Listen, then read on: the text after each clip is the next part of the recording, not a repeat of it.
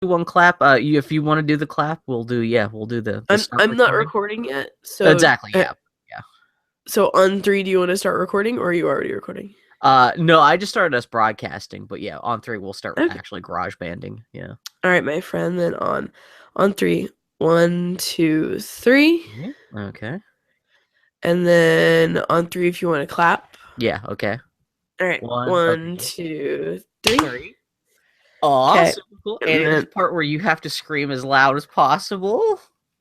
I don't want to be a chicken. I don't want to be a butt. Blah blah blah blah. Da, na, na, na, na, da, da, da, da, da. Yeah, So we're pretty much, yeah. We can start the show whenever you like. So yeah, can we get this done ASAP so you can go back home and die? pretty much. Hey pals, hey friends, hey acquaintances of my heart. Welcome to the Boy Howdy podcast. I'm Annie. I'm Bill.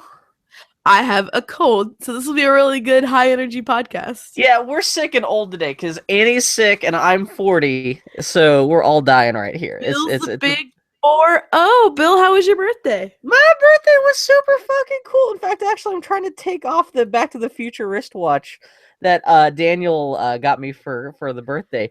That was really fun last night. That's really So good. last night I invited a bunch of people, including Annie and Foley, out to a Chinese restaurant here in Portland called Pure Spice, and so we had a bunch of Chinese food. Did you get a chance to eat much? I did. Yeah, I had a little bit of a couple of things. Yeah, you put up a good fight too, because you showed up and I didn't realize you were sick until like you had been there for about an hour, and then I turned around like right towards the end, and you were just like something like, eh. Yeah, I'm mostly over this cold, but Yeah, yeah, there's my brain gives out after about an hour. yeah, So this podcast will be super good. yeah. I know exactly. We'll try to make this quick, but yeah, no, I had a good birthday. A whole bunch of cool people showed up. I got super cool gifts. Annie got me a Lego minifigure stand that kind of looks like a big Lego brick, but it has like clear little insets where you can put like a dozen Lego minifigures inside. And on top of that, to break in the display case, Annie made Lego minifigures of me and her, complete with Annie with a bandana and me with a neck beard.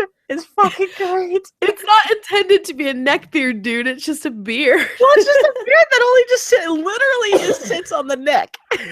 Bill, if It's you don't like that beard, I can take it back because no, it's a rare part. I just thought you found a neck beard is fucking hilarious. And like for the podcast, Katie, she'd made me like a Star Trek Next Generation cross stitch of like little pixel art versions of all the characters and all kinds of stuff. Like Jimmy and Conley, they got me like a little glass Totoro with like some Japanese posters of Star Wars and Back to the Future and just all kinds of like, man, it was fucking fun. Yeah, Back to the Future. Wow. And Leland got me Darth Vader, Hot Wheels, and a Lego baby AT-AT Walker, and we had cake. We came back. Oh yeah, that's right. You missed the fun part of the night.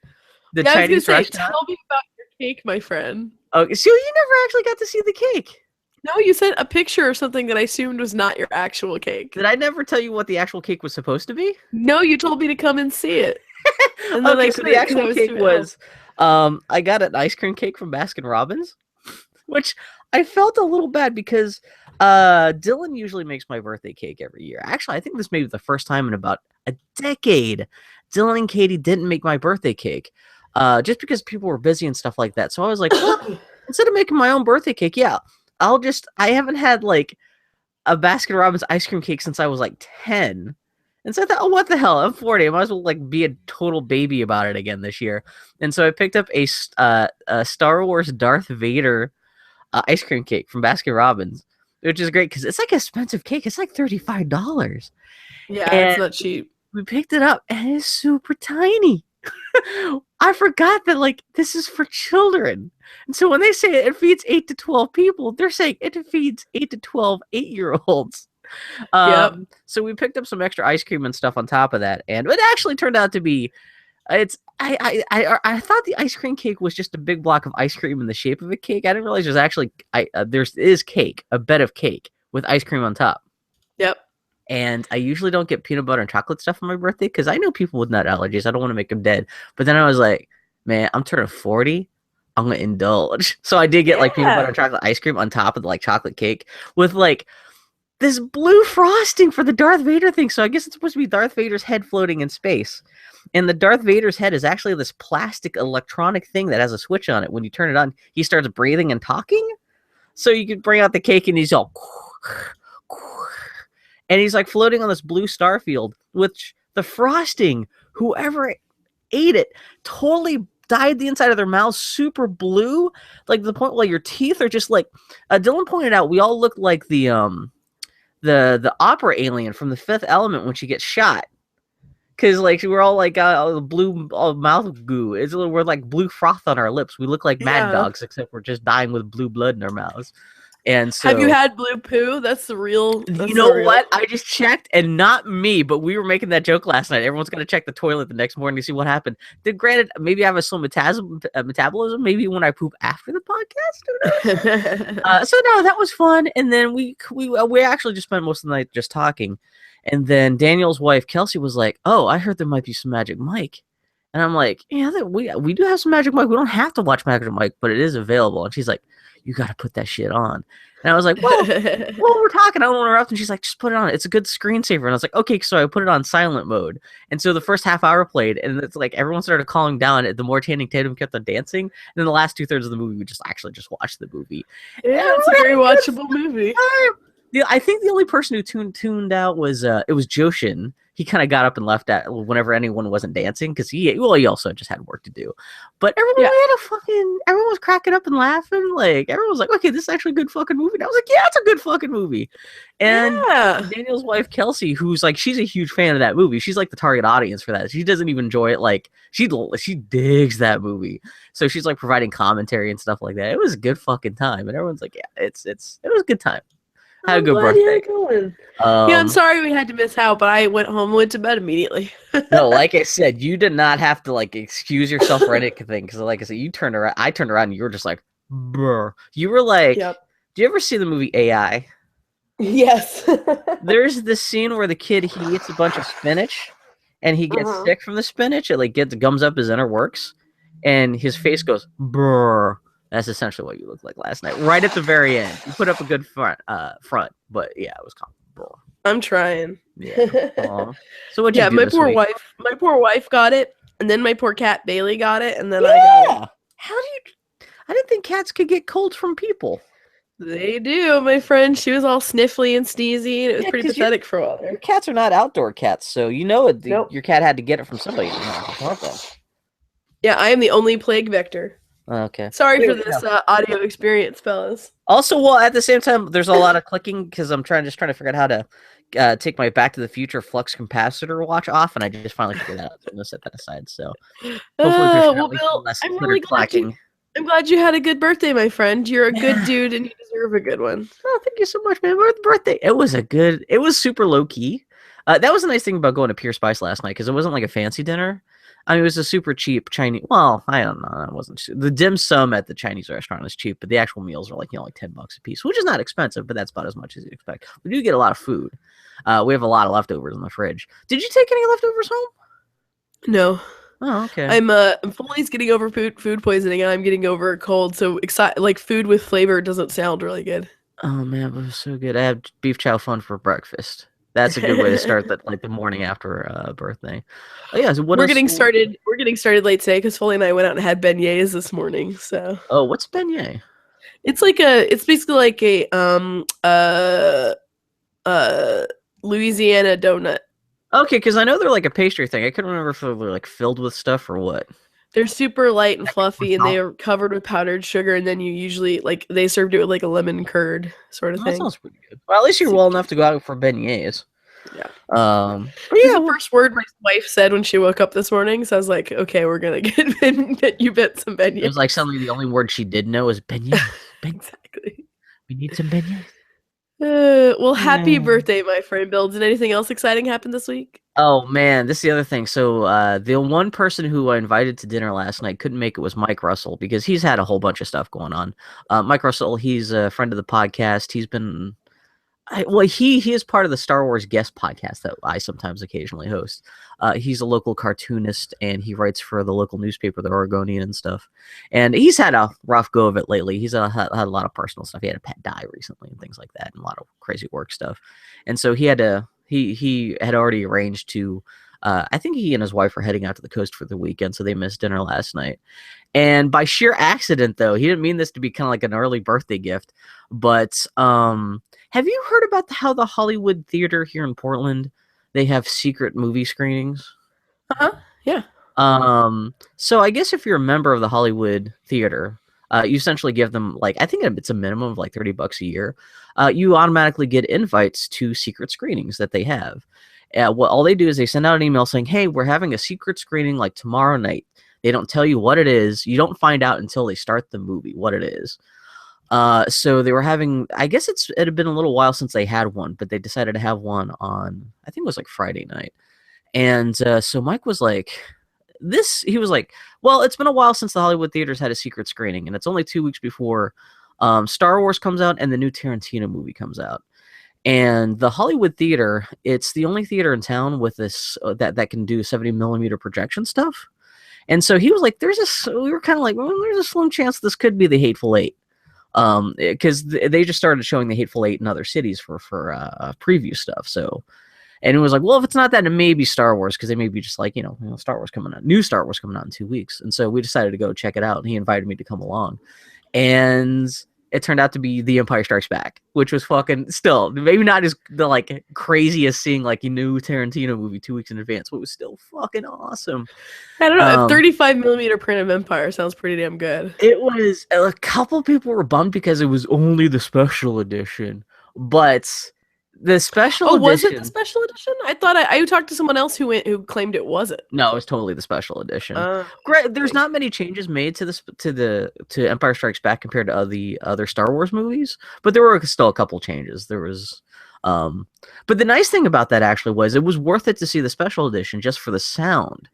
My only other experience here in Portland with an old-timey theater having modern sound system is the Baghdad, which is only about 10 blocks away from where I live. And yeah, it's pretty much the same vintage as the Hollywood Theater, whereas the Hollywood Theater, it's kind of like mid to late 1920s pre-sound era silent film theater that, just happened to survive for the last 90 years and, just recently upgraded to, modern sound and all that stuff. And the Baghdad, because it's like an old silent movie theater that has like a modern sound system in it, the modern sound system necessarily doesn't sound that good because it's not like there's no like sound dampening or anything like that. They haven't like modernized the inside of the theater for modern sound, so the sound in there can be kind of muddled and be a little bit difficult to hear, even though it's super loud. The Hollywood, though, you can see they have built speakers into every surface in that room, and they've got the baffling so the sound like sinks in and it's not like echoing and reverbing all the place. And that may have been one of the loudest movies I've ever heard. They cranked the sound up on that thing like a motherfucker.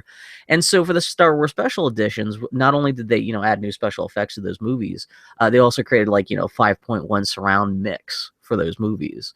And so between that and the really great sound system at the Hollywood, and this is also the first time I'd ever actually seen a movie in the main auditorium at the Hollywood. Oh, really? Yeah, which is funny because the Hollywood, it's an old-timey theater that they show. It's usually classic movies or new art films and stuff like that. It speaks to my taste in movies that even at this art film theater, the only movies I've ever seen there have been so limited in appeal that it's always been in the two tiny theaters upstairs. And so this is the first time I've only been to like the upstairs theaters like twice. I normally am in the main theater. Yeah, this was the first time. And the main theater is actually a big, nice, big theater. Yeah, and because I should say, like the Hollywood is an old enough theater that when it was originally built, it had a balcony. Yeah. And so what they did in the 70s is they walled in the balcony and turned them into two smaller theaters. Exactly. So that's what those. And yeah, they're tiny little sweatbox theaters. As a result, there's maybe 50 seats in there or something like that. And they renovated. They got all brand new seating because they had the original seating from 1920s, and they're all the way up until just a couple of years ago. So they have modern, cushiony stadium seating with the armchairs that pop up with cup holders and stuff. But yeah, no, that surround sound was fucking amazing. And actually, another nice part about this, because it was a secret screening for just a bunch of random film fans. The crowd, instead of being a bunch of like frothing Star Wars nerds, granted there were Star Wars nerds in the crowd. I'm a frothing Star Wars nerd, but it was a bunch of like relatively normal people. They had everything from old people to people bringing their little kids to the theater. It was just like an average cross section of kind of like movie nerds in Portland, without being like super hardcore Star Wars fans who are going to be like yelling back at the theater or like freaking out at every like moment. But you still did have people like laughing at all the right moments and stuff. And like, even after the movie, I heard a lot of people saying that this is like, if it wasn't the first time they'd seen this movie, it was like the first time they'd seen it since it was like first out. Right. And people were like, this is actually a pretty good movie. And there were a lot of wives with their husbands going, that was actually pretty good. Who knows if they were just being nice or something like that. But it's nice seeing like a movie like that with a normal crowd, but still getting a great reaction, because everyone's like laughing when Han says, well, who you calling scruffy looking? And man, fucking everyone's like laughing at Yoda. Everyone fucking loved Yoda. And we were talking about it at the movie. After the movie, we were trying to figure out why Yoda looks so much better on a film print. And we're kind of talking about how film, it's not just a matter, it's not just the image looks different, but because it's a piece of film running through a projector, there's always like a little bit of a judder, so the whole frame just looks like, aside from, even this is an old 20-year-old special edition print, and it's kind of banged up and has some splices and stuff in it, but still there's something about just like kind of like the jitteriness of old film that like kind of smooths over, like even just like puppet effects or like blue screen stuff, where it doesn't actually look more realistic. But after the movie, I came home and just like fired up some of the special edition, despecialized edition of The Empire Strikes Back on my MacBook, and I was like, man, actually the fact that you can see it so crystal clearly, especially like the Yoda puppet stuff, it looks more like a puppet when you can see it razor sharp clarity. But when the movie, there's something about, I don't know. That might also just be nostalgia, because I grew up watching those movies in the theaters and kind of seeing kind of like that filmic experience. But I don't know. It was you could actually kind of say it was actually kind of a magical night. It was really cool. Oh, and then so Mike glad, was dude. like, "Oh, it's your birthday. Well, happy early birthday present." So it worked out for him too. He didn't have to feel bad for missing out on my birthday. But yeah, I was thinking about the Hollywood this week too, because we drove by them on our way to the comic shop yesterday, and I shouted "fuck the Hollywood" as I drove by. What happened? Only because I'll say I love the Hollywood. I'm actually asking for Christmas from Foley that she get us both a membership to the Hollywood. Yeah, I'm thinking about doing the same thing too. Yeah, they screen a lot of great movies from Foley there too. That's the weird thing. I keep on emailing Foley. Foley, could you give me gifts? Anyway, because it's the nice thing about it is that it is a pretty as much as Bill just characterized it as an art theater, it's pretty damn mainstream in its appeal. Like, they'll do niche things, but they'll do. They really do mostly niche stuff. They'd have a cat video film festival 6 months, dude. Is that not niche? They'll do like podcast recordings, and they'll do film festivals, but they'll also show fucking A Christmas Story, and they do a great thing called This Is Your Theater, where every month you can vote on an old movie that they'll bring. And actually this month I'm voting for Manchurian Candidate. I doubt I will win, but I'm voting for it. But we were driving by last night, and we saw I'm on their newsletter and shit, so I'm normally on pretty on the alert on what they're showing. But their beautiful sign out front said tonight, Carol by Todd Hayes, and I totally never just like, fuck you, because we've been dying to see Carol. It's based on one of the best books we read, and on the Lady Lake podcast, and actually the subject of our last episode of the Lady Lake podcast. Are you guys talking about A Price of Salt? The Price of Salt, yeah. Okay. Which is actually a really good book, and a pretty important book, in that it was one of the first lesbian novels that doesn't end unhappily and doesn't really end with the characters committing suicide or it actually being ends hated by well. everything. It and I really like the ending. It does not, which is not to say that they live happily ever after. It's really it seems like it's custom because I've only heard people talk about the movie and like that sounds like a recipe for sadness. book Okay. is really good. I will not say that it is not sad, but it does not. I mean, think about it, Bill. Most stories about gay characters, it's about their families hating them. It's about them committing suicide. It's about this or that. You never get just a romance. And what's interesting about Carol is that it is as much about and the Price of Salt is that it is as much about people. Carol, who is older and more experienced, and Therese, who is younger and kind of figuring things out. It's as much about that kind of distance as it is anything else. So it's a really great book. We're dying to see the movie. It's only released currently in like LA and New York. And as we drove by, it was just like we both swiveled and stared at it. We're just like, fuck, at the same time. And I called them immediately because it wasn't on their website or anything. And I called the theater and they're like, yeah, it's a invite only screening. He said that like 4 or 5 times, really apologetic. Broadcast the fact that you're showing Carol then. Yeah, I mean, I get that it's like if it's like some sort of special event, they're gonna put it on the marquee. Yeah. But also, I was like, God damn it. The thing is that we're friends with the director of the Hollywood Theater, and for one brief moment, Foley and I were like, we can call Doug, right? We can we can totally use that. I was talking to Doug at the Empire thing. Were you really? Yeah. Oh yeah, Doug. We call him Dougie Soft Hands, but yeah, Doug White is a total sweetheart. We worked with his wife. His wife worked at our workplace, and the first time we met him, we shook his hands, and Foley's like, "You have really soft hands." So he became Dougie Soft. He's a real sweetheart. Does he always wear like cowboy shirts? No. Okay, because on Friday night he was wearing this black shirt, kind of like a Johnny Cash shirt, where it had like cowboy embroidery on the chest, like over the chest pockets. And anyway, yeah. But yeah, no, they're real sweethearts and real nice people. So. But yeah, apparently Carol is coming to the Fox Tower. That's what that person on the phone told me. So So they were only showing Carol once at the Hollywood, but then it's going over to the other theater? Well, I mean, it's not like there's one print that's being walked over with a locked briefcase from one theater to the other. I'm hoping they're going to keep on. I'm looking at their schedule, and it doesn't seem like they're actually showing Carol again anytime soon. It's weird that they would it's an invite-only screening thing. I mean, the Hollywood is kind of like the closest we have to a prestige theater. That is so humble bragging, where you're like, hey, here's this movie coming out that like half the people in Portland want to see. Oh, but even though we're advertising it, it's invite only. No, it's just like it's a special event. When it's a special event, you do that sort of shit. That's like it for Fred Meyer's. If at the local grocery store they put out and said, hey guys, free Christmas hams. And then you show up and they're like, actually, free Christmas hands for our friends. Bill, I appreciate your indignation on my behalf. I'm just saying that's kind of, okay, yeah.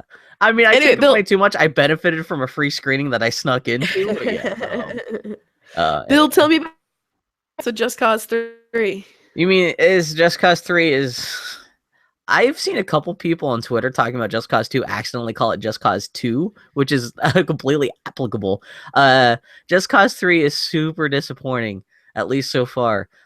Just Cause 3 is a game where you play, what's his name, like Rico Rodriguez? The character has so little character that I can't remember what he is or what he's supposed to be doing.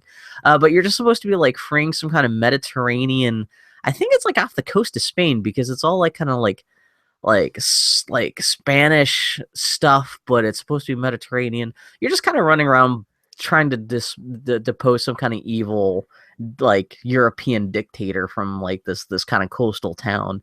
And so you're just kind of running around with like, rocket launchers and stuff, blowing up his dudes. The big thing in the game is that you have a like kind of grappling hook that you can connect to, not even just like you just hang from and swing from and connect things to yourself, but you can connect like different objects together. Like you could like shoot a guy with a grappling hook and shoot the other end of the grappling hook into an explosive barrel, and they'll both like fly at each other and then explode. And so the whole game is like, oh yeah, it's this crazy big huge world where it's all kinds of crazy explosions. You're doing all this grappling hook stuff, but man, this game really feels like an early generation Xbox 360 game. There's like basic design decisions that just don't seem very modern. Like there's no mini map when you're playing the game. despite the fact the whole game is about go here, do this, go here, do that. This thing is 5 feet away from you, behind you, but you can't see any of that on the minimap. You have to pause the game to bring up a map to see what everything is around you.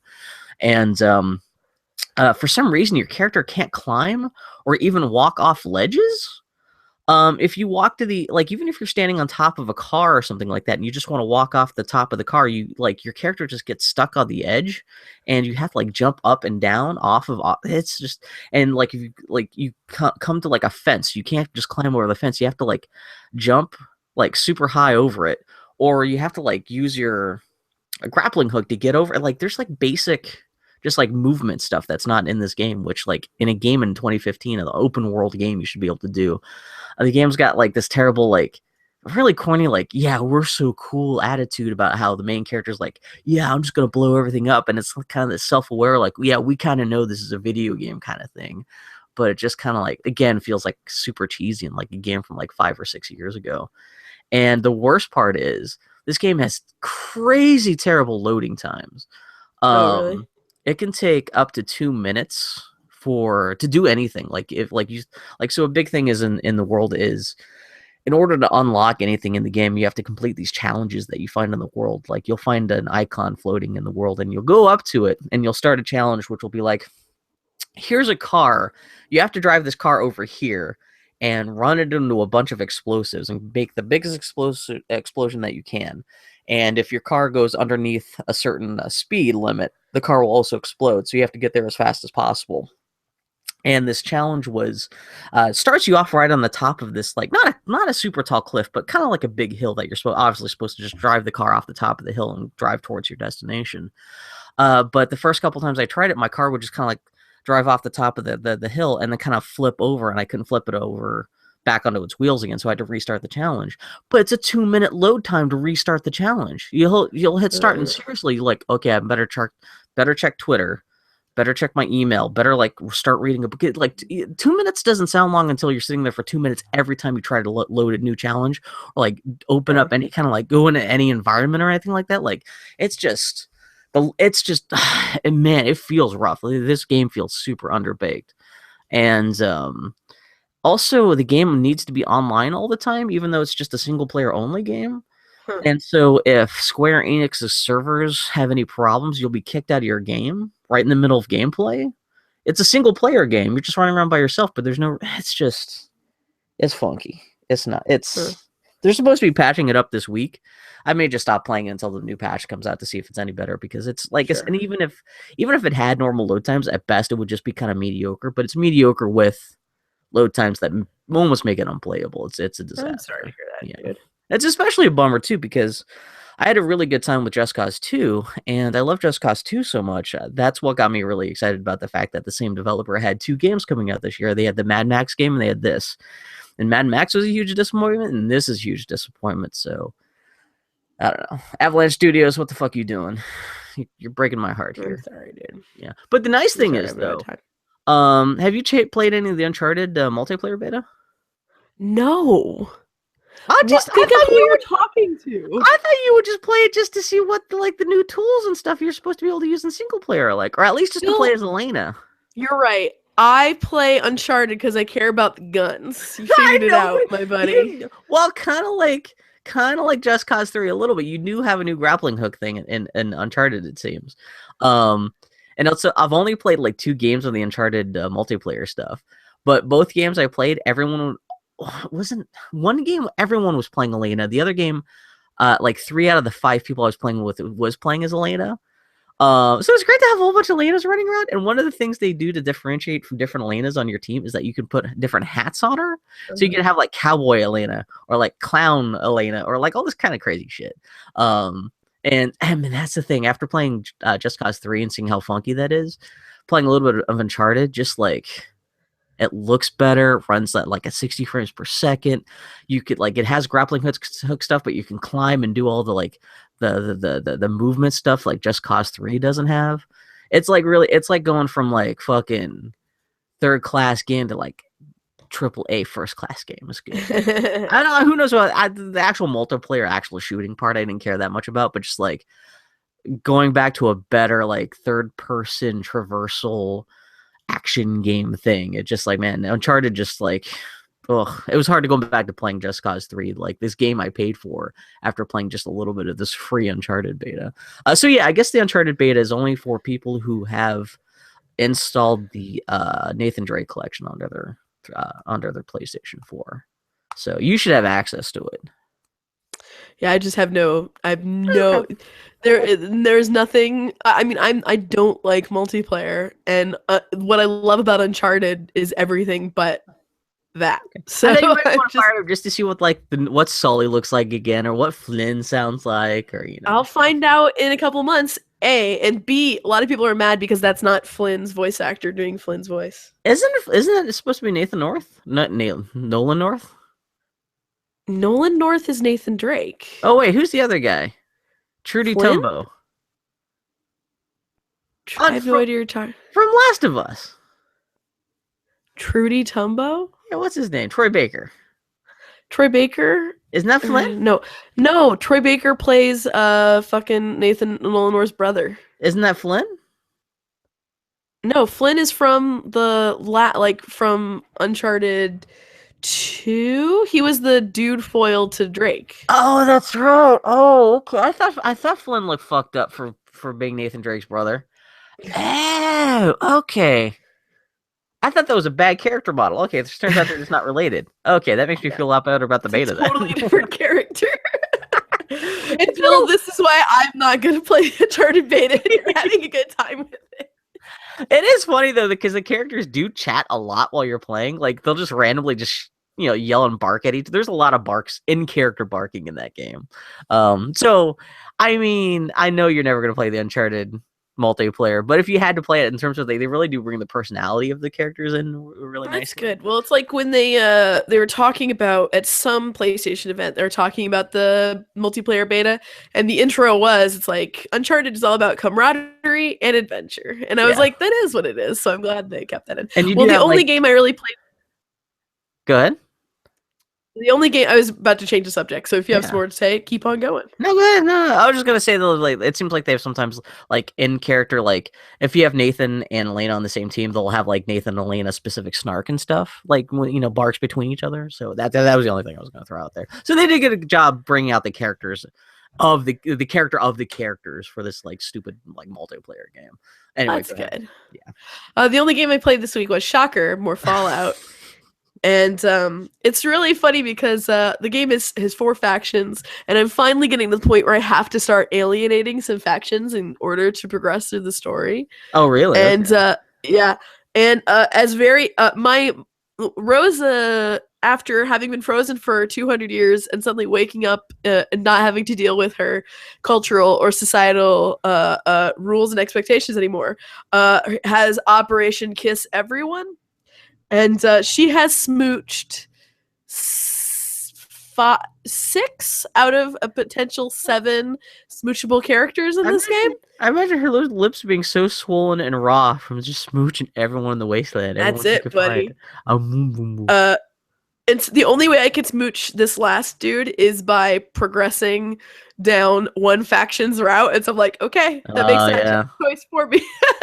But it's so funny because the factions in this are so cartoonishly unlikable that really it's like the answer is none of them. Fuck them all. Go to hell. Are the Minutemen, because the Minutemen, at least at start, that's the only faction I've really seen so far. The Minutemen, are they assholes? The Minutemen are everyday racists.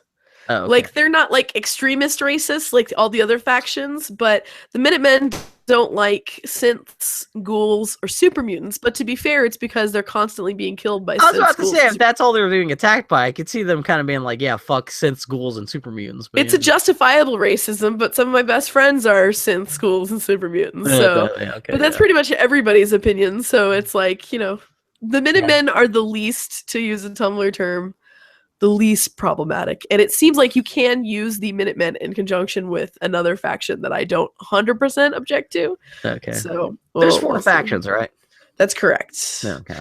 Yeah, the Minutemen are the closest to neutral you get, and you can't, of course you can do whatever you want. It's really hard not to get involved with the Minutemen faction. I'll just say that. Yeah. Well, especially because it's the first thing you run into, and they're the first ones actually offering to help you and stuff. Yeah. So I mean, Fallout. That game is interesting. A friend of mine was asking me last week if they thought that they would enjoy it, and the more I play it, the more I'm like, this really, this is not a game for everyone. I know you have had, to put it lightly, mixed feelings in your experience with it, but beyond that, I've been thinking a lot lately about the inaccessibility of games. Just because most games are so inaccessible to anyone but someone who is deeply versed in the language of video games. Oh yeah, that the problem with Dylan expectations of video games. like I'm under my PlayStation 3 and she can barely understand how to play Mass Effect.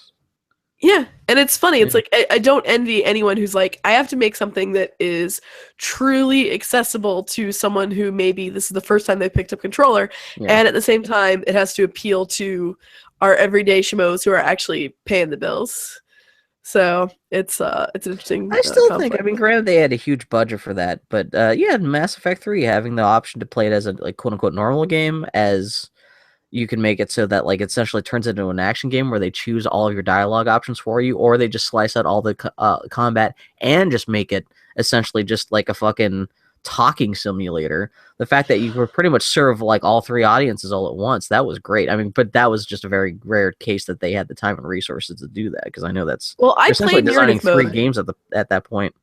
I played narrative mode and they didn't remove combat. They just take out a lot of it. Oh, okay.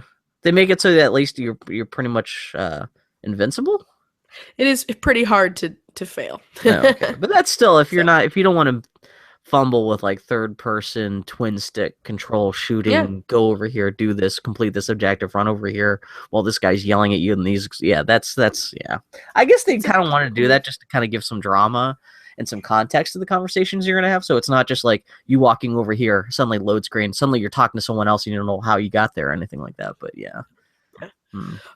Bill, tell me about your feelings on the Great Holiday Baking Show. Man, I heard people slagging on this. Justin McElroy didn't seem to be too impressed, but I thought it was okay. The Great Holiday Baking Show is America's second attempt to import the Great British Bake Off to American shores. The first one was called like Great Cooking of America Land or something like that.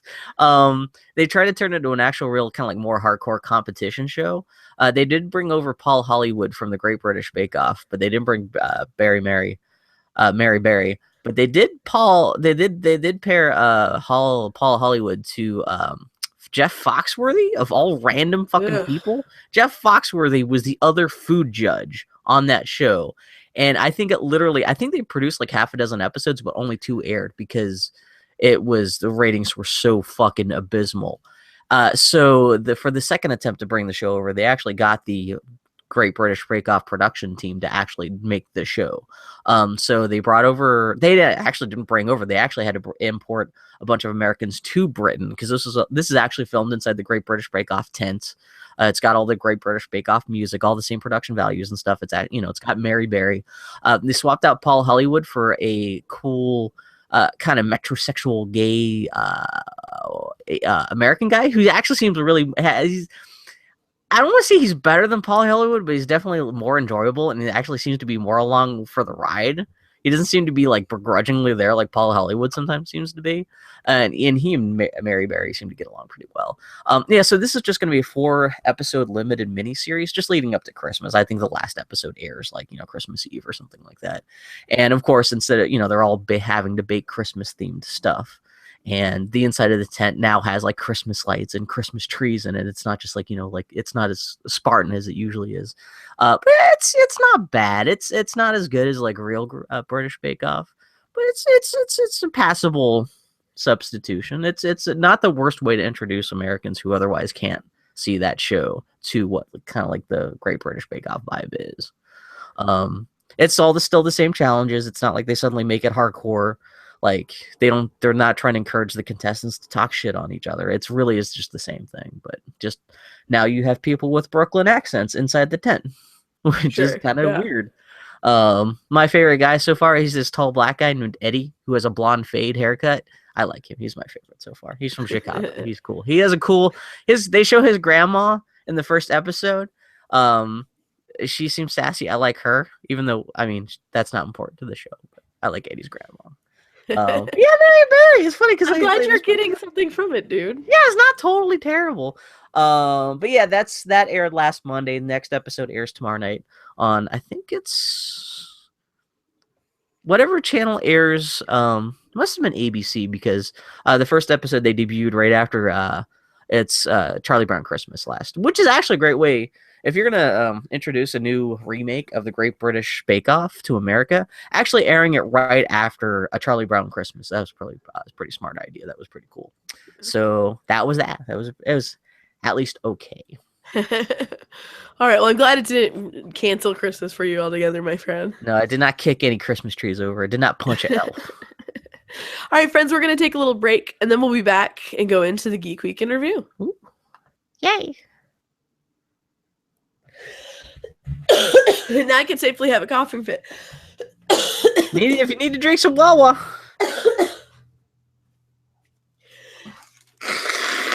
Aw. Gonna play some Fallout and sleep all day. The Animal Owner story. Man, I got shit to do. No. Okay, so at least we'll be done soon. The show notes are pretty light this week. It's mostly just VGAs and Sony stuff. Yeah.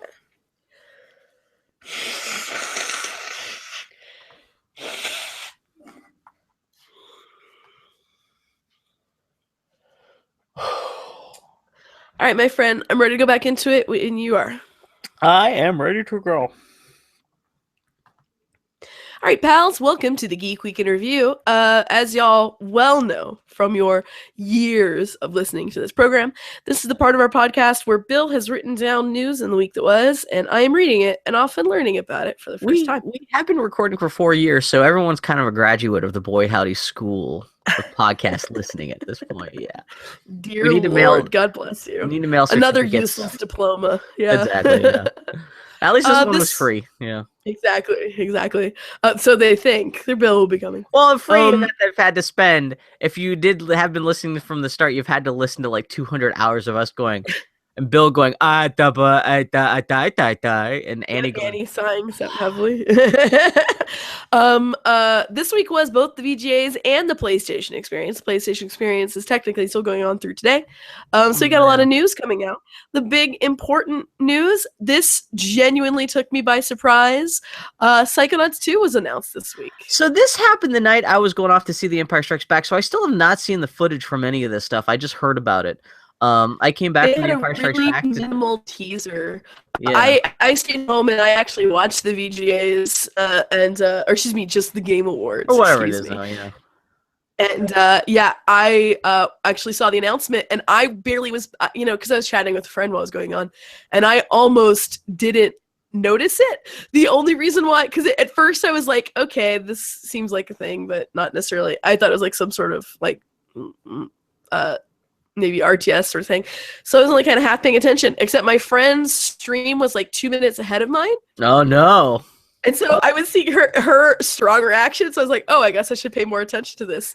And yeah, sure enough, they kind of casually announced Psychonauts 2. And surprisingly, they announced that they're crowdfunding Psychonauts through fig.co, which is the new funding platform that not only allows you to do Kickstarter-like backing, but also allows people to invest in the game and actually share in the profits of the game when it comes to it. So people now are justified in yelling at Tim Schafer if this game isn't good enough that they've lost money on the deal. If they put in $1,000 to $10,000, yes, that's is correct. That the minimum, 1,000?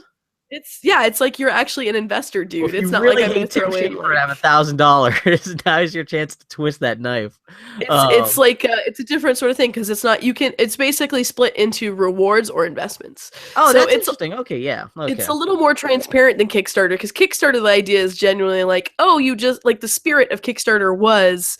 You just want a thing to happen, and incidentally, we may incentivize you. Whereas with fig.co, it's more explicitly, please fund our project. You can get this stuff, but you can also independently be an investor if you're so inclined. Yeah. And it's a whole different banana.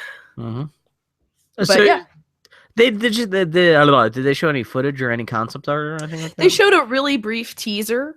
And yeah, we got to see Sasha and Lily and Raz And oh my god, and I'm blanking on her name.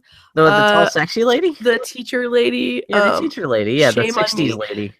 Anyway, yeah, you get to actually see all them fully rendered, and Okay. it was a cute little teaser. They were asking for 3.3 million because that's how much they got for a Double Fine adventure. They Okay. as of this recording, they have raised 1.7 million dollars, Which is still or not a excuse me, lot because 1,790,000 dollars. I mean to yeah. say.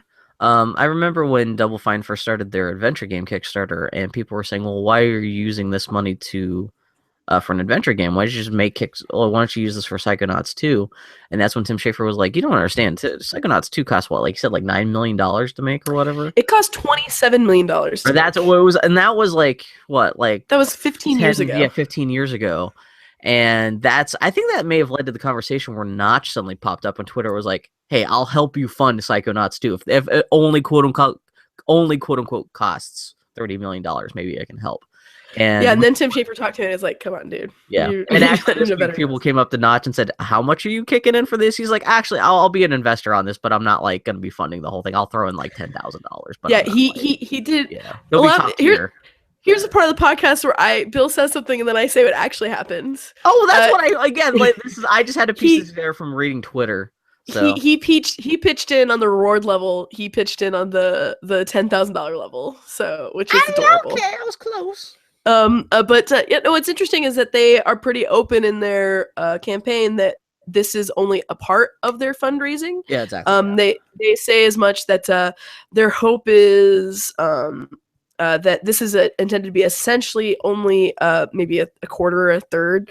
That they have one private backer in place, and then Double Fine themselves are going to put up the rest of it. So yeah. Also, Tim Schafer's waiting for grandma to die or something like that, and maybe you might get some money out of that or something like that. So yeah, it's an interesting situation. I'm really kind of surprised that they're going down this route. I'm not I'm not surprised, but there are so many people who were so poisonous about Broken Age. It's interesting that they're going this road again.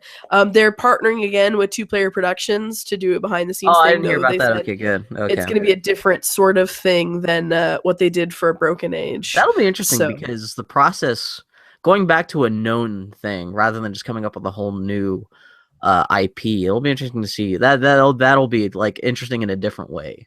What made me most excited, to be honest with you, is that they not only announced that they're going to do this, but they have a lot of the original programming team from the original Psychonauts. But beyond that, they're going to have Scott Campbell, Peter Chan, and Nathan Stapley who are a lot of the visual, that they define the look of Psychonauts.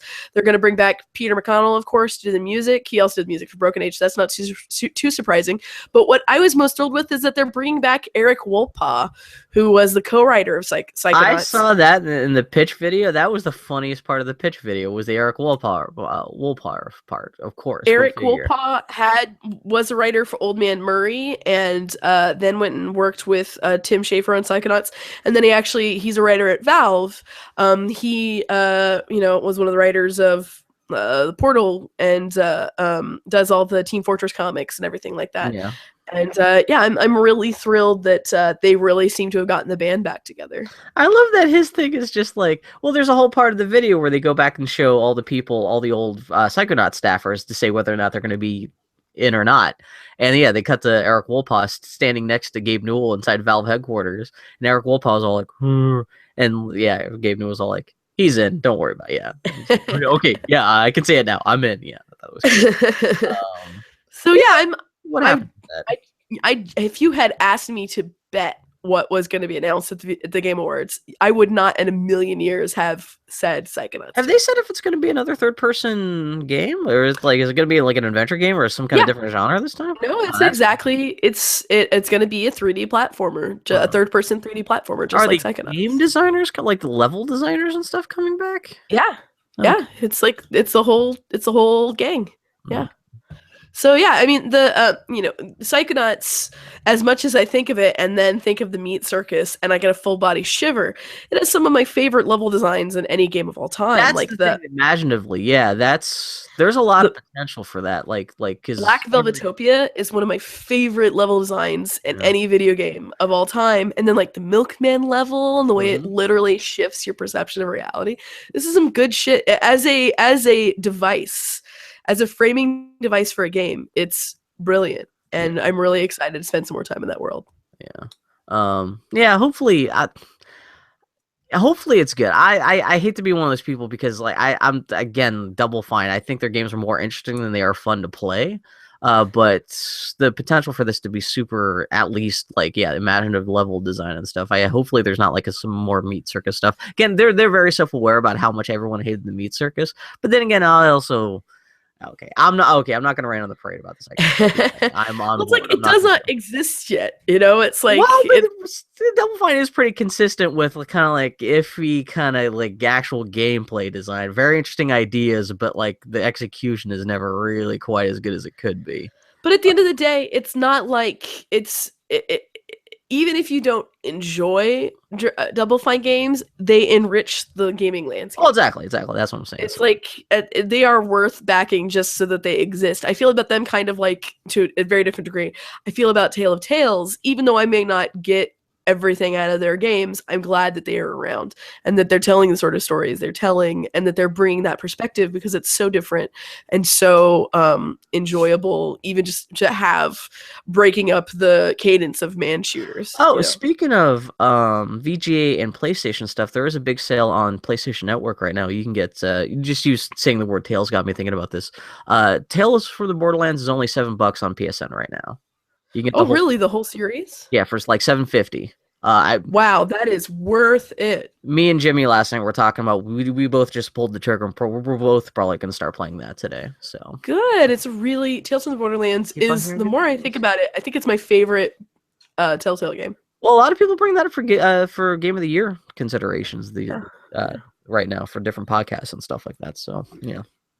So another exciting thing this weekend, I was actually out at brunch and missed this altogether. And a friend of the podcast and my e-child, Sid, texted me to tell me, which is why Sid is my favorite person, that yesterday at the PlayStation Experience, Tim Schafer announced that Double Fine is also remaking Full Throttle and bringing it to PS4, Vita, and PC. So is this going to be like a polygonal remake? Like what does remake mean? Well, Bill, it's exact. Have you seen everything from the Day of the Tentacle remake? No, not at all. Well, Bill, do you remember the Secret of Monkey Island remake? Yeah. Where they just basically, there was an option to have a different, like a more modern and polished. Also, okay, all these games are just 2D art. None of them are 3-dimensional or anything like that. Oh, okay. Correct. Okay. Yeah, it's not like they're making a new game. They're just essentially remastering. Are they widescreen now? Bill, you're asking the wrong question here, pal. The only reason I ask that is because that, like, when like in games where you have to click and point and like search for stuff on the screen, they might have to actually like change, like, it could change the design of how the layout of stuff, and that's interesting. Okay, I didn't realize they were. I thought this was maybe just a remaster, not just a full on remake. It is a remaster. But it's I'm curious to see what they do, actually, now that you mention it, because I'm not sure what they did with Grim Fandango, because all of those backgrounds were pre-rendered.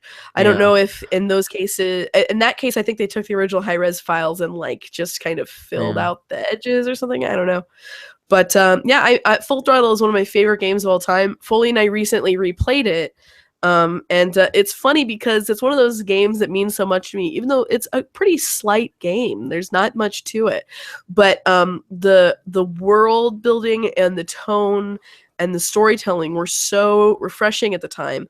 I didn't know games could be like that, that it was really a hugely important game to me. And more than anything else, I've always joked, and it's only a little bit of a joke, that the only cosplay I would ever do would be Fat Mo from Full Throttle. And now all of a sudden I have a new context to do that in.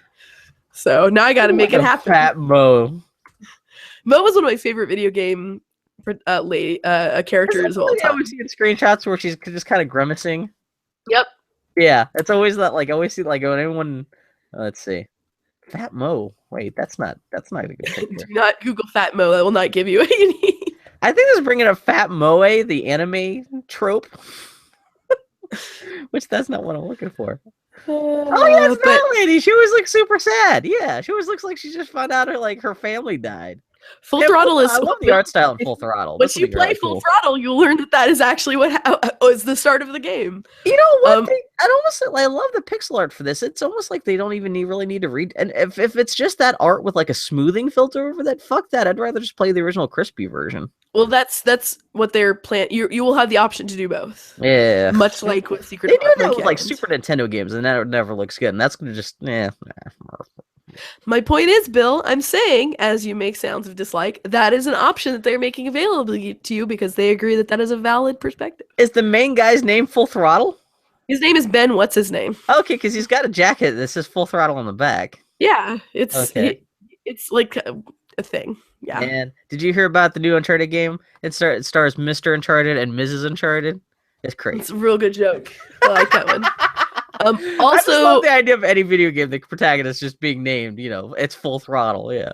Also announced that the PlayStation Experience Invisible Incorporated is coming to PS4. Yeah. I just thought this was interesting because Dylan fucking loves this game. This is kind of like a 3/4 perspective turn-based strategy game where you play like these like cybernetically enhanced spies trying to crack into buildings with like cameras and auto turrets, like you're trying to steal information and stuff like that. It seems like a very cool, stylish game. Dylan loves the shit out of it, and of course, this is the bazillionth indie game that's coming from PC to PlayStation 4 sometime next year. Which is cool. I much prefer playing games on my console, so I love it when this shit happens. I will now play this game because and that'll be another fun experiment when I get Dylan over here. Like, okay, here's how this game that you love on your MacBook. Here's how this got translated to controllers. Here, let me tell. I want to see what she thinks about it, or if she just like her hands feel like they're going crazy as she's trying to, again trying to adjust a twin stick controller. We'll see what happens, but.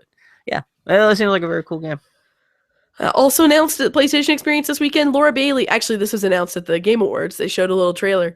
I just combined all the VGA and PlayStation stuff into one big, yeah. Laura Bailey voicing a badass black lady in Uncharted 4, which also will feature branching dialogue options. Yeah, I love that they're totally going for the BioWare thing in Uncharted now. They're totally playing like, yeah, people like these characters. They want to be able to actually like manipulate the conversations a little bit. I'll be curious to see how that plays out. One of my favorite things about Naughty Dog games is what an authored experience they are. Well, but the stories are pretty linear, though. I could see there being different branching dialogue options, but you're not really going to affect the plot that much, I would imagine. Well, sure, but my point is, Bill, is that an authored experience is an authored experience. It's not one of 4 authored experiences. You know what I mean? By an authored experience, it's like experience where like the authorship just has 2 different tracks going to the exact same endpoint. Very narrow, like, splitting tracks. That my point is, Bill, is that there is a difference between someone wrote one route that is what happened versus they write 4 variants of I'm assuming this is like, hey, Elena, let's go over there versus, we should go over there. That might be just like, do you want to be Dick Drake or Fun Drake? Like, yeah. My point is that there is one true Drake. That's why I find this intriguing. Drake's and also kind of there's not really one true Drake. All right. That's great. I'm just saying, it's not like Drake's got like that much of a defined character. Like he can be a funny guy and he can be kind of I don't know. It's like Indiana Jones. Of course, I'm not Bill, but you know that momentous scene in that Indiana Jones movie where that dude brings out that sword and does all of that cool stuff, and then your option is either to pull out a sword or just shoot him. Yeah. That's what I mean. Dialogue options. This is like if he's like Marion run, or he's like, haha, Marion, you're so silly. It's you know what? In Star Wars, where if Han Solo, when he was about to go in the pit, if your option was Princess Leia said, I love you, and you could say, I love you too, babe, or I know, you're right. That's exactly the same experience. I don't know why that again, it's it still ends with him in a carbonite at the end. But the Uncharted isn't about like the story, it's about the moment-to-moment experience and those moments of those characters. People. Hey, did you know that Telltale announced they're going to do a Batman game? Yeah. It's weird. Telltale announced last year they're doing a Marvel game. I think they're just trying to play the field. They're just trying to get everyone riled up. I wonder if they're going to come out at the same time or what. But it's also a big wide gulf between announcing you're going to do a Batman game versus you're going to do a Marvel game. You were the only person I've seen actually point out the fact that, hey guys, they did announce that they're going to do something with another company. No one else bothered to like ask Telltale about this. Yeah. Well, saying you're doing a Marvel game. Yeah. Saying you're doing a Marvel game is so ambiguous. It could mean they're doing a Big Hero 6 game, or something. Well, that's a good point, too, yeah. Versus, wow. I'm going to do a Batman game. They'd be doing a Jessica Jones game. But seriously, Jessica Jones would be a great character to have a I would play the shit out of that game. Fuck. That was my first, honestly, no joke, when they announced a Marvel game, my first thought was, I wonder if they'd adapt Alias, because that seems like that would be really good for that kind of. It would be interesting if they actually just adapted actual comic stuff rather than just adapting a live action adaptation of some kind of comic thing. Yeah. You know what? I can't wait to happen. Telltale did an adaptation of Fables called Wolf Among Us, which was not great, but also I really enjoyed the hell out of. DC turned around, or I should say Vertigo turned around and did a comic adaptation of the Telltale adaptation of Fables. What? So I wonder if they'll do that for Batman. Oh man, that takes some balls too. Yeah. But yeah, we'll see what happens. Who knows? It would. I mean, it would be interesting if they tried to do Batman talking to people. Maybe you're not even playing Batman as much as Bruce Wayne, but it'd be interesting if maybe you're playing a different character, or maybe they'll invent a new character who's running around the Batman universe and I would love to play either Jim or Barbara Gordon in that world. Yeah. I mean, that would be my ideal. I wonder if you could play as multiple different characters too. Maybe it doesn't have to be one insert character. But why don't you play Tales from the Borderlands and see how that works? It's only $7.50 right now. Yeah. Also, Telltale announced this weekend a new Walking Dead game, and that the protagonist in it will be voiced by Pussy from Orange is the New Black. I saw the original news and I was like, oh great, more fucking Walking Dead. Who gives a shit? Then I was like, Pussy, yeah. I don't know why. I mean, Jimmy mentioned this last night because I was like, why don't they get the lady who plays Michonne from the TV show? I barely know anything about the TV show. All I know about The Walking Dead, I don't know anything about the comic. I don't know anything about the TV show. Everything I know about The Walking Dead stems from the game, which I guess is tied into the comic book version of that universe and not. Yeah, I was gonna say Michonne showed up early enough in The Walking Dead that she showed up when I was still reading The Walking Dead. Okay. And I was like, well, you could still get the actress who plays, it doesn't necessarily have to be playing the TV show version of Michonne, but if you already have someone who's already used to playing Michonne, they could come in and voice.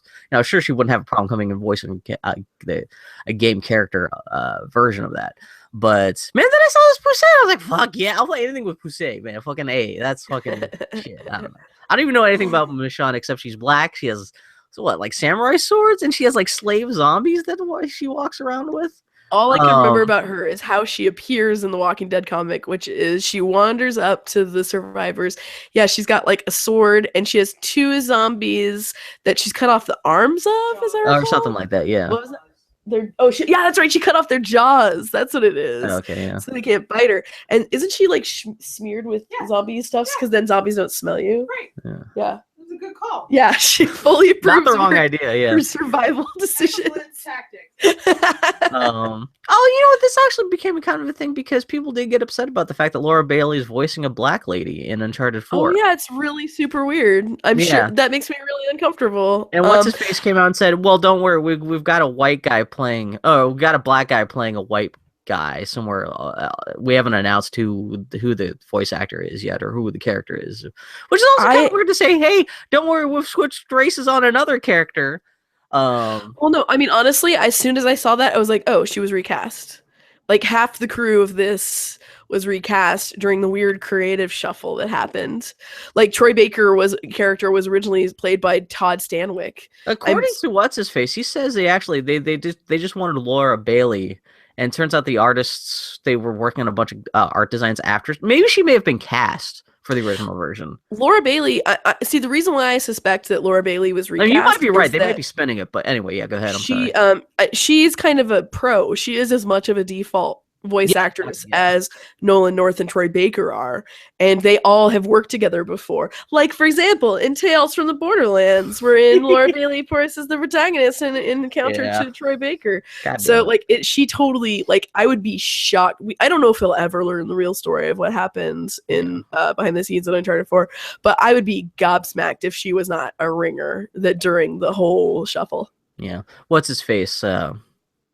not. I want to say every time I think about a game creator these days, I think Steve Gaynor for some reason. Whoever's in charge of Uncharted these days, in charge of Druckmann and Uncharted. Bruce Staley. Yeah, he came out and said, like on Twitter yesterday, he said his explanation was that like they had Laura Bailey and they were just coming up with character designs, and someone came up with a great design for like a super tough black lady. And it's like, well, there's no reason why it's a voiceover thing. Like you can voice an alien, and it doesn't matter. Like it shouldn't matter the race that much.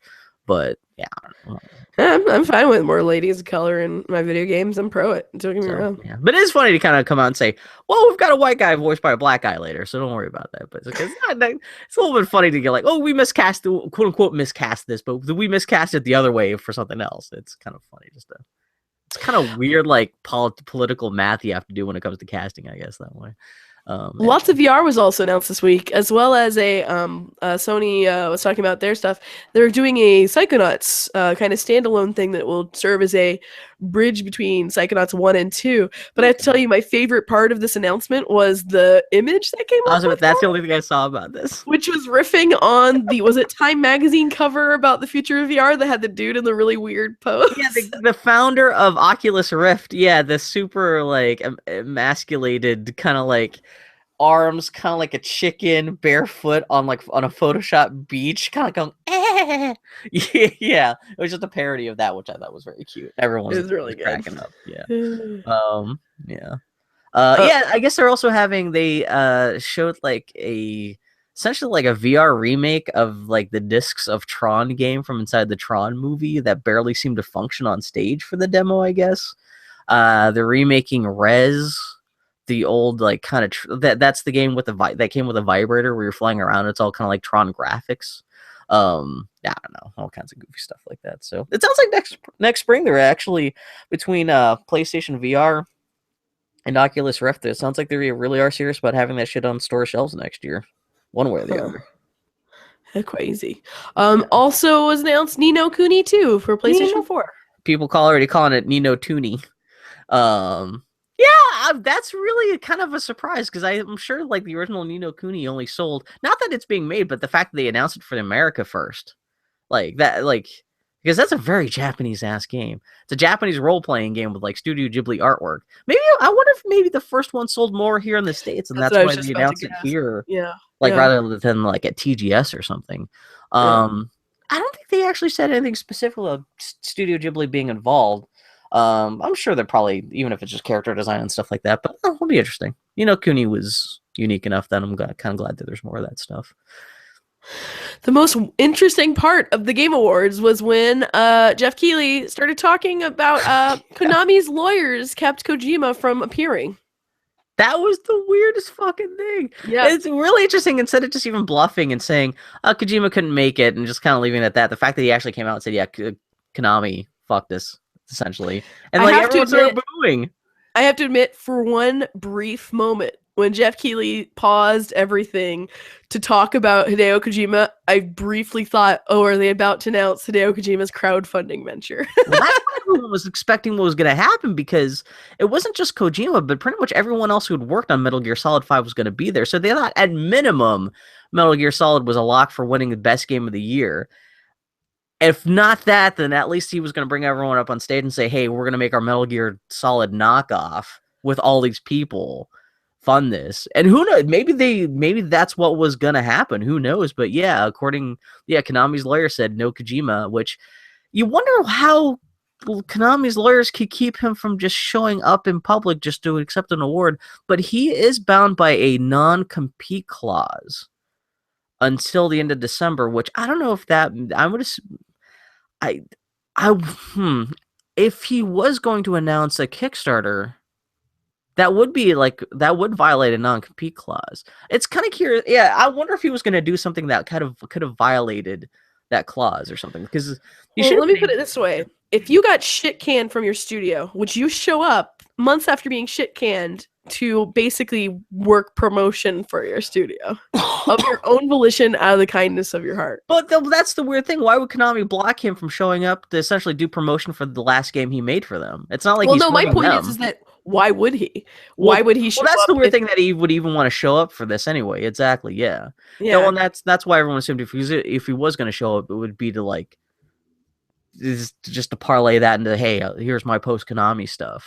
Fund this, but I don't know. That's just really weird. But yeah, Konami, what a bunch of fucking dicks. Jesus Very Christ. strange. Jade Raymond slighted Kiefer Sutherland while presenting the Best Performance Award. It was so good. It was really good, I have to say. It was a little unfortunate because the teleprompter, I noticed a couple of times during the evening, seemed to be just a hair too slow. Yeah.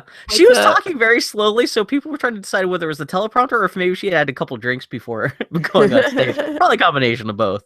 But yeah, it was actually really cute because she basically made some sort of dig about how David Hayter is the one true Snake. Yeah, she's giving the award for best performance. So yeah, I thought that was that was especially considering Kiefer Sutherland was there like 2 rows. Yeah, he had to go out of his way to show up at this like stupid little video game show that was just being broadcast only on the internet just to get insulted, which is great. Man, I admit, when Jade Raymond showed up briefly, I was like, and she started talking about characters. I was like, oh man, are they going to talk at all about the Amy Hennig Star Wars game? But no. That'll probably be a Han. The more now that that Han Solo movie's coming together, I wouldn't be surprised that the Amy Hennig game is just going to be just like the game tie-in for the young Han Solo movie. We'll probably hear more about that next year. Yeah, I'm sure. Yeah. The other thing was Jade Raymond's envelope was misprinted. Yeah, that was pretty embarrassing. Yeah, it was the envelope said that it was the Geralt from The Witcher instead of the lady from Her Story. Well, they said it was the actress from Her Story, but saying that it was that she had performed, that it was miscredited as being that her appearing in Witcher 3, which that's weird. It was the name's like her name is like Vivia Seifert. She was like Viva Seifert, The Witcher 3. So that was not Witcher 3. Did you ever play Her Story? Nope. It's on phones and stuff like that. It's like 99 cents. It is a game that I'm glad it exists, but from all the non-dudes who have played it that I've spoken to about it, it sounds like it's not a sort of game I would play. Oh, it's super stupid. The plot is super dumb. But I thought it was interesting just from the interface thing, where I played the Steam version and you're supposed to be playing at like an old 90s computer terminal, like just looking through records. Yeah. And as someone who worked on those, like that vintage of computers, doing data entry and kind of doing database management processing stuff like that, I was like, oh wow, somebody made a game out of my job. Except instead of just like legal documents, you're processing video files of this lady talking about some kind of crime she was accused of. But no, Her Story is, maybe talked up a little bit too much, but not bad. PS2 games on the PlayStation 4, yay! For $15 a piece, boo. That's a little steep, especially because they're not cross-play or anything too. If you've bought like any of the Grand Theft Auto games on PlayStation 3, this does not count. So it's a little, $15. That's a little, especially since you can buy like new PlayStation Network like indie games for like $10 a piece. Yeah. And considering you could go down to like the Goodwill and buy these PS2 games for $1. Yeah. There's rumors that's actually coming out of the show floor on the VGAs that a couple people at Sony are talking about how they are thinking about some kind of like paid, like actual emulation thing where you could just take a PlayStation 2 disc and pop it into your PlayStation 2. But it sounds like that's very tenuous, and who knows? That's just more just like scuttlebutt than anything else. But at least some PlayStation 2 games will be coming to PlayStation 4. But yeah, I wonder if they're going to knock down that price a little bit. It's interesting because they announced that before the PlayStation experience started, and they didn't talk about it all during the show. So I wonder if they're kind of, maybe there's already enough kickback about the price or something like that. It's really weird they wouldn't like make that a big thing, like, hey, here's the games for the most popular video game system of all time now available on our console. They wouldn't talk about it during their big, essentially marketing pitch, right, like 2 weeks before Christmas. It was really weird. Yeah, but I don't know who is the audience for old games. Yeah, well, nostalgia. I mean, Nintendo, they make half their money just repackaging their old games to people. I'm kind of surprised Sony's not more aggressive about that stuff too. Sure. But I don't know. I feel like there's a big difference between a Mario and a Zelda versus, I can play Grand Theft Auto, whatever. Yeah. Or like Metal Gears, or what is it, Total Twisted Metal and stuff like that. I feel like there's not if they had like a title that was like, or a title or two that was like really something that would grab people by the throat. But as it is, just like you can replay old favorites. It is nice that it is nice as a taste tester. They did give everyone a free copy of Final Fantasy 12 now for free this weekend. Did they? Too. Yeah. Oh, I gotta go do that right now. Bye. No. I'm kidding. They didn't. I just wanted to be a jerk to you for no reason. I wish, man. Actually, Final Fantasy games on PlayStation 4, like that's the best thing about the fucking Vita. The fact that you can get all the old Final Fantasy games up until Final Fantasy 9 on that thing. I'm still convinced that like even if you don't play anything else on the Vita, the fact that you can play at least all the old PlayStation 1 and all the Super Nintendo Final Fantasies on there. But yeah, man, I want to sit down and play Final Fantasy 12. You've talked about it so much. I've heard about it so many good things from other people. Man, they gotta talk to Square. Square's not making any money from anything else these days. Fucking ugh. Put Final Fantasy 12 on PlayStation 4. Tear down that wall, Gorbachev. Come on. Samurai Jack is returning in 2016. That's really all we know about it. Gendy Tartakovsky came out and not even Gendy Tartakovsky. Yeah, that was my first thought. Is he involved? That sounds like he's involved. They scrapped his Popeye movie. Yeah, that almost sounds like this is what happened. His Popeye movie didn't happen, so he's like, well, I guess I'll do Samurai Jack. So it's just all we know is it's gonna premiere on Adult Swim next year, and it's gonna involve Gendy Tartakovsky. My first thought was like, what did he do without Mako, who did the voice of Aku? Because that was such a you can't. Aku was the voice of the series. Yeah, I mean, they managed to recast when Mako did the voice of Uncle Iroh on Avatar: The Last Airbender. They were able to get a guy who sounded kind of like enough that you can it sounded different, but you can kind of get over a little bit. But Aku, you can't recast Aku. You pretty much have to have like Aku Jr. or some kind of new bad guy because that was so much like Samurai Jack, and that was kind of like the narrator of the show and everything too. Like, what do you do? Christ, you get Tom Waits. There you go. I don't know. Yeah. But yeah, that's cool. I'm glad that's coming back. Peter Jackson will direct a bit of Doctor Who next year. Yeah. I know you don't care about this, but did you see anything about how they announced this? No. So Peter Jackson just put up a video on YouTube where he's just hanging out with his daughter. And his daughter's like, I think she's flipping through like a book of Tolkien while Peter Jackson is just polishing his 12 Oscars.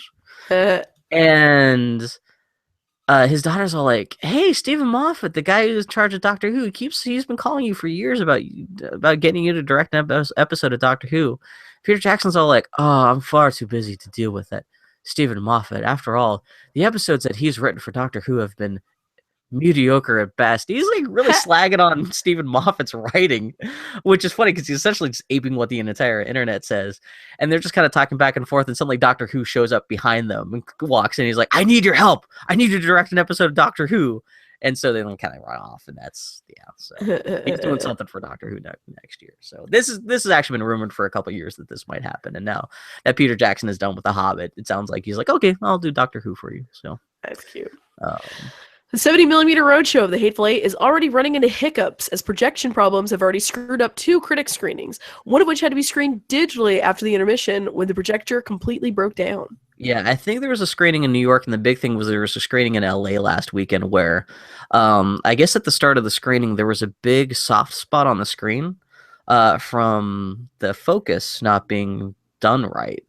And so for the whole first half of the screening, this is a critic screening too, not just like some sneak preview for normal people, but this is like people are judging this goddamn screening. The big soft spot in the middle of the screen that then they tried to fix that during the intermission. They couldn't. So they just had to stream it digitally. The article I read was really interesting because it basically boiled down to, remember how we used to have projectionists and like projectionist unions, and it was actually like all this specialized knowledge that no one has anymore because everybody does digital. Yeah, funny thing.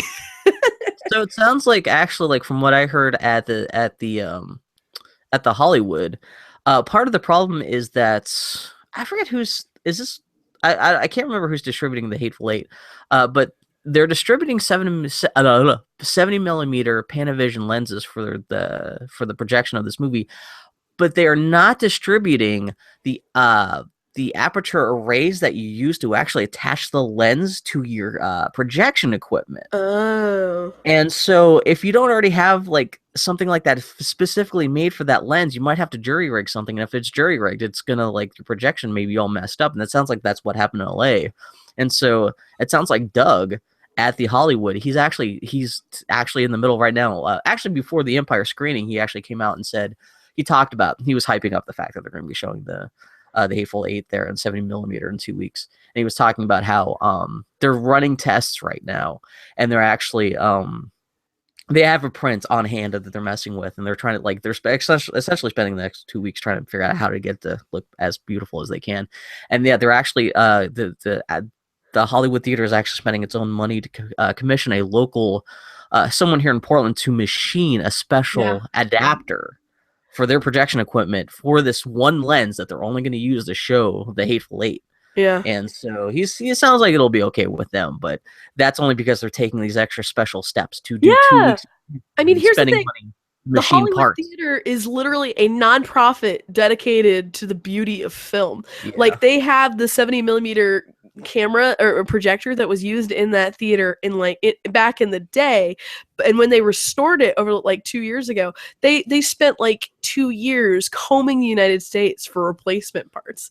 These people are hardcore nerds. I can only imagine with Joe Schmo's movie emporium, anybody else going to that sort of care, and with something that's such a finicky piece of technology. Mm-hmm. And obsolete.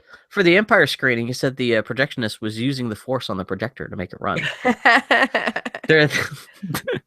It's legitimate an experience as possible. Yeah. Womp, womp, womp. Wah, wah. They actually had Who's in Carol. They actually had the actors come out and actually they did a shadow cast Rocky Horror Picture Show of Carol while watching Carol. They actually had them performing live.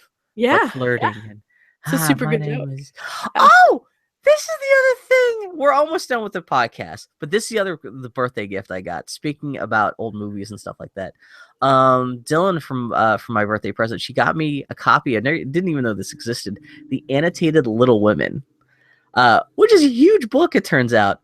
And on top of having notes and stuff for the text of Little Women, it has a whole bunch of pictures and excerpts of drawings and illustrations from all the different versions of Little Women that's been printed over the years. But it's also illustrated with a bunch of pictures from the Winona Ryder movie and the Katharine Hepburn production. Oh, really? So I am now doubly interested in going back and watching the Katharine Hepburn version of Little Women, just because I'm like, oh, okay, that's what Laurie looks like in the old version, all this stuff too. And yeah, the only good the best thing about that is the way she says Christopher Columbus. That's her expletive, Christopher Columbus. That may even be one of the notes in the book. I have to look up on that, but it's a really nice book. It's huge. You could beat someone to death with that thing. But yeah, it's super cool. Last 2 nights in a row, falling asleep while reading it. It's great to be flipping through a copy of Little Women, and there's suddenly there's a big full color. Well, not full color, big black and white picture of Katharine Hepburn. Big, I'm Katharine Hepburn. I'm pretending to be 19. Yeah, so. Omohide Poro Poro. Apologies if I got that wrong. No, you got that right. That is it. Cool. You did it, yeah. / only yesterday is getting a U.S. theatrical release in February. Yeah, this is my housemate Joshin. He's a huge Studio Ghibli fan, but this is his favorite Studio Ghibli movie. This is not a Miyazaki movie. This is a movie directed by the other guy who did Grave of the Fireflies. This is easily Studio Ghibli's most quote unquote boring movie, because it's just about a 30-year-old woman going out to the country to kind of rediscover her youth. The movie is about this this office worker. She's 30 years old, and in the mid 80s, and she decides to, on her 2-week vacation from work, she decides to go out and pick vegetables at a farm in the country, outside of Tokyo. And that's kind of the whole plot of the story. And while she's doing this, she's also having flashbacks to her 12-year-old self, about how her 12-year-old self used to be so much more dynamic and ambitious and had all these crazy plans for the future. But she's kind of, it's melancholy because she just wound up becoming this office worker who has not really done anything with her life like she thought she would when she was 12. But it's all about her just kind of coming to terms with just accepting herself and how her life is. And there's no reason at all why this had to be an animated film, because there's no crazy fantasy elements where there's the little girl pretends she's a flying ace like Snoopy or anything like that, or there's nothing with the adult version of herself suddenly having a dream where she's flying or fighting demons or anything like that. It could have been just a very quiet, low budget live action film, but it's an anime, and it's actually kind of interesting. I think it's interesting. Just animated movies that don't necessarily had to be animated. I always think is a very interesting thing. Yeah. When it's someone just documenting something that you don't even see that much in film, much less in cartoons. So that's getting a theatrical release here in the States. It'll probably play in two theaters. It'll play at the Hollywood Theater and like somewhere in Toluca, Alaska, and that'll be it. But yeah, but at least it's coming out. The Good Dinosaur's box office this weekend dropped 60% from its debut last weekend. One of the worst drops for a Pixar movie ever. Yeah, it's more just kind of weirdness about how this movie was. You didn't even know this movie was coming out until it came out last weekend, or at least I didn't. I didn't hear anything about this movie. No one heard anything about this movie while it was being made, except for when they first announced it, because they were like, "Oh yeah, we got this idea for a dinosaur movie about what happens if the dinosaurs never got extinct. Like what happens." And then just a couple months ago, we mentioned on the Boy Howdy podcast before about how at literally just earlier this year, they changed the entire voice cast.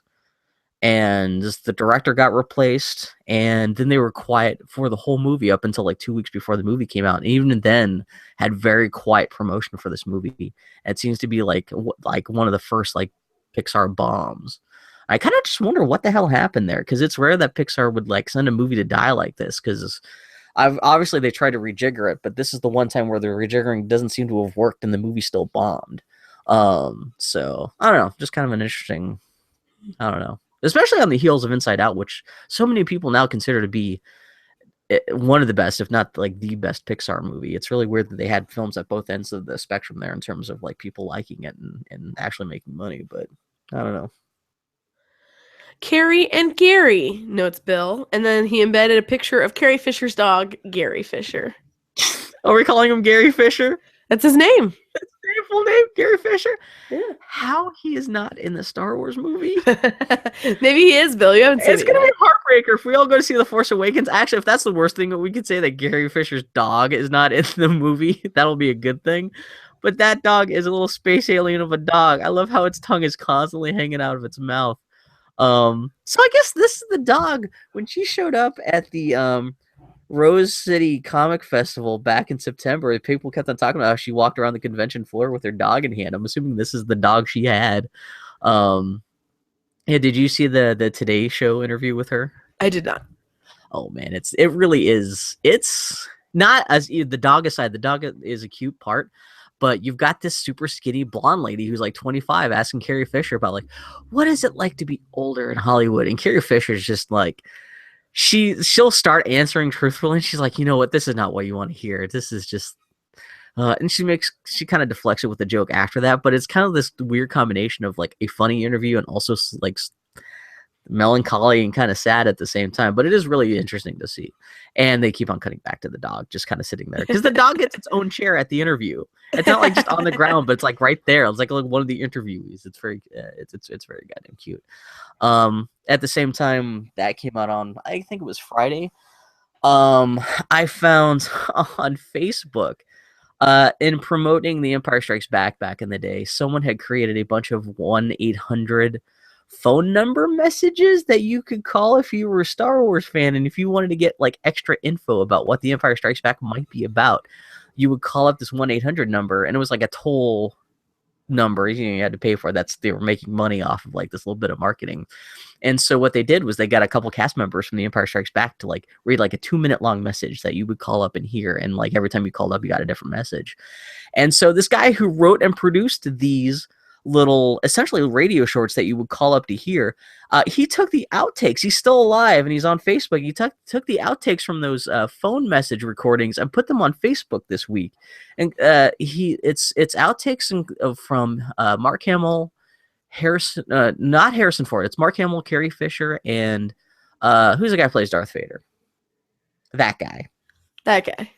But fucking Carrie Fisher is fucking hilarious. It's great that Friday was bookended with old Carrie Fisher being super catty. Not even catty, but just being fucking honest about shit. And then like her 25-year-old self from like 30 years ago, recording these terrible advertisements for a 1-800 Empire Strikes Back phone line. you get to see like how she's been consistently just kind of very like she's a pip. I love that lady. On the outtakes for this 1-800 number, she's trying to read this stuff and she's like, she'll get halfway through it and she's like, this is terrible. Why are you making me reread this? She's trying to be as polite as possible. She's like, but this is fucking. I just spent 6 months reading this shit on set. Now I have to read this now again, like her phone thing. It's just, man, Carrie Fisher. I love that lady. I'll put a link to those outtakes in the show notes. But it's good listening, even if you're not a Star Wars fan. If you're just a fan of a lady trying to spout a bunch of science fiction nonsense for a 1-800 number thing, if that sounds entertaining and her kind of getting all Orson Welles kind of like fed up about it, it's very cute. And in conclusion, according to a Nintendo employee, America employee, who presumably will be fired because they are not allowed to be on podcasts. I'm shocked by this. Appeared on a gaming podcast this week. He said there's supposedly some big Nintendo news coming Monday. Yeah, so I guess there's a podcast called like the Nintendo World Report, which is kind of like one of the big Nintendo fanboy podcasts out there. And they had a guy from Nintendo of America came out and just said something this weekend about some kind of big news happening on Monday. Of course, some people are like, they're gonna announce the new system. And of course, and other people are like, it might just be like a new Smash Brothers character. What big means here is completely subjective. It'll probably be nothing. But in case it does find out, like Nintendo's going to take over America's healthcare system, you heard about it here first on the Boy Howdy podcast. Just say, you never know. Nintendo's going to like separate from Japan and become its own island sovereign nation, maybe. There we go. They said big news. That's a pretty good hot take. Maybe they're going to build their own real-life Animal Crossing village, kind of like how Peter Jackson kind of like has that real-life Hobbiton. Oh my god, that would be amazing. Oh my god, if they just like filled with animals and costumes. I was gonna say if they should have animatronic animals, but that's even better if you have a cat or if you have like a little dog dressed like who's your secretary in Animal Crossing? There's a llama in a scarf wandering around every once in a while, or excuse me, a giraffe in a scarf. Yeah. The saddest white dog in a cage by the entrance, like with a guitar strapped to its back, with like big black paper mache eyebrows on its face.